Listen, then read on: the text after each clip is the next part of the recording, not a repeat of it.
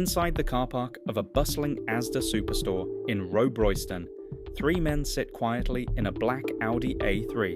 Among them is a name whispered with fear in the Glasgow underworld: Kevin the Gerbil Carroll.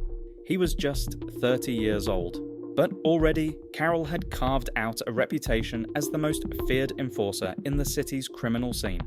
And in less than an hour he would be dead, gunned down in broad daylight in a cold and calculated hit that would stun witnesses, shake the Scottish criminal underworld, and trigger one of the most high-profile investigations Police Scotland has ever undertaken. Before we dive into this gripping case, make sure to hit that like button and subscribe to Crime Scene Declassified, where we uncover the darkest true crime stories from around the world. To understand Kevin Carroll's violent end, you need to know where he came from. Born on August 24, 1980 in Glasgow's Stob Hill Hospital, only his mother Elizabeth appeared on his birth certificate. Kevin and his brother David grew up first in Drumchapel, then moved to Milton, one of the city's roughest estates, when he was just 10 years old. His nickname, the Gerbil, was given by a cousin, a reference to a puppet character from the show Roland's Rat. But what began as a childhood joke would become a name synonymous with brutality. By his late teens, Carroll was already a name on the police radar. At 19, he was jailed for stealing a car. But he wasn't destined to be just another petty thief. By his mid-20s, he'd evolved into a drug dealer, extortionist, and torturer. He was the ultimate enforcer. Ruthless, efficient, and unpredictable. He became infamous for his methods. Boiling water, blowtorches, and power tools were his calling cards. His victims, often from rival gangs, were abducted from homes at gunpoint, hoods pulled over their heads, and taken to safe houses where the real horror began. Police started calling his group the Alien Abduction Gang because their victims could barely describe what had happened to them. This wasn't just violence, this was terror. Calculated, theatrical, and designed to control a city at war with itself.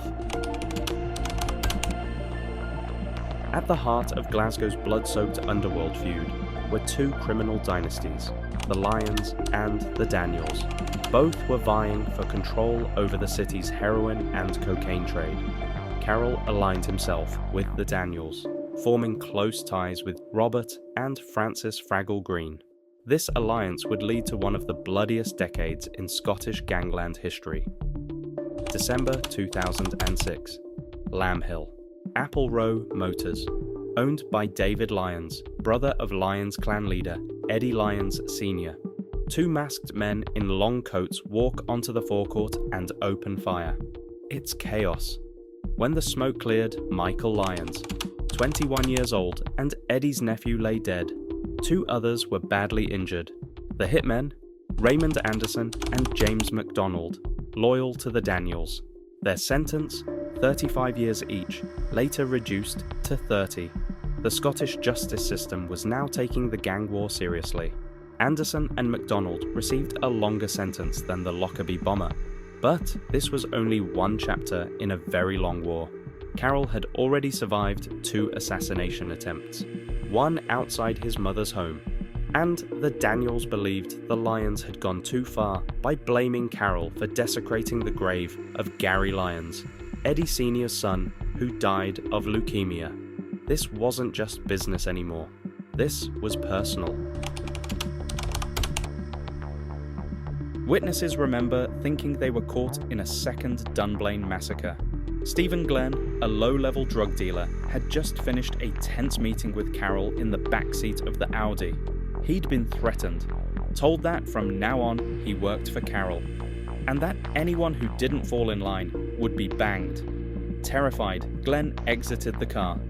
Minutes later, 2 masked men approached with pistols drawn. Carroll had no chance. He was trapped. There was no escape. In a moment of desperation, he raised a car manual, trying to shield himself. It didn't matter. The shooters fired 13 times in just 25 seconds. Kevin Carroll was hit in the head and hand. He died instantly. The killers escaped in a stolen Volkswagen Golf, later found torched on a country road. The weapons dumped behind a library. It should have been the perfect hit. Clean, quick. But the killers had left something behind. In Coatbridge, gardeners discover the murder weapon wrapped in a Tesco bag. DNA tests reveal a partial match. Ross Monaghan, a known member of the Lyons gang. He stood trial in 2012, but the DNA sample was so minuscule, 1/1000th of a gram, that the court couldn't be sure how it got there. Monaghan walked free. Then came a new name, Billy Puff Patterson. He'd left Glasgow for Spain just 10 days after the murder. Suspicious? Very. And police began connecting the dots through phone records and CCTV. 2 phones, both linked to Patterson, were found to be consistently active in the same places at the same times, including Rob Royston on the day of the murder. One phone even pinged in the exact area where the Golf was dumped and the guns discarded. Then came the final piece. The Tesco bag holding one of the murder weapons carried Patterson's DNA on the handle, and a phone call placed him at the scene at the precise time Kevin Carroll was executed. He couldn't run anymore. In 2014, after 4 years on the run, Patterson handed himself into police in Madrid. In 2015, he stood trial. The jury found him guilty. The judge, Lord Armstrong, said the murder was premeditated, planned, and executed in the most calculated way. Billy Patterson was sentenced to at least 22 years in prison. The murder of Kevin Carroll marked a turning point in Glasgow's underworld. A brutal enforcer eliminated in a public spectacle. His death brought temporary calm, but the embers of the feud still smoulder today. Police may have caught one gunman, but the truth? The full story, the puppet masters, the order givers, may never fully come to light. One thing is certain, in Scotland's criminal underworld, loyalty is fleeting, but vengeance is forever. If you found this deep dive into Glasgow's deadliest feud compelling, make sure you like this video and subscribe to Crime Scene Declassified, where we expose the truth, one case at a time.